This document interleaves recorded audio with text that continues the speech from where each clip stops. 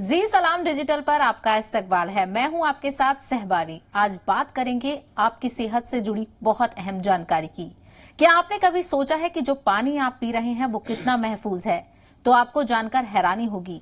देश की 80% से ज्यादा आबादी जहरीला पानी पी रही है। जी हां, जल शक्ति वजारत के एक डॉक्यूमेंट के मुताबिक देश की 80% से ज्यादा आबादी के घरों में ग्राउंड वाटर ही इस्तेमाल होता है, जिसमें जहरीली धातुओं की तादाद तय मानक से ज्यादा पाई गई है।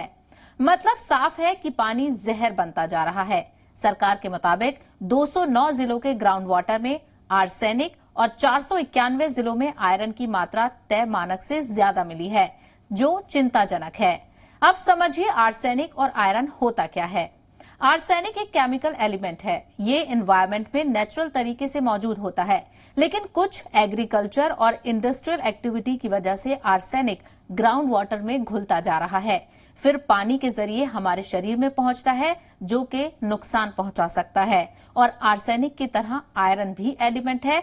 मानव शरीर के न्यूट्रिशन में आयरन एक जरूरी एलिमेंट है, लेकिन इसकी ज्यादा मात्रा खतरनाक भी है।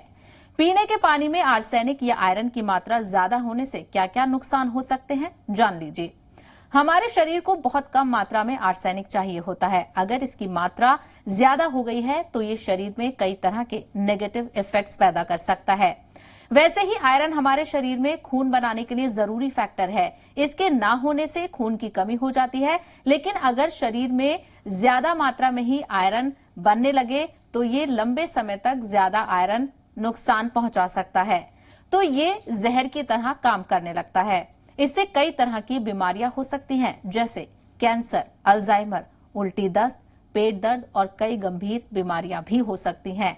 और एक अहम बात यह भी है कि शहर से ज्यादा गांव की हालत खराब है, क्योंकि देश की आधी से ज्यादा आबादी गांव में रहती है, जहां पीने के पानी का अहम जरिया ग्राउंड वाटर ही है।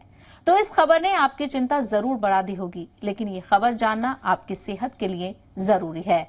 तो इसी तरह की जानकारी वाली खबरों के लिए विजिट करें जी सलाम डिजिटल।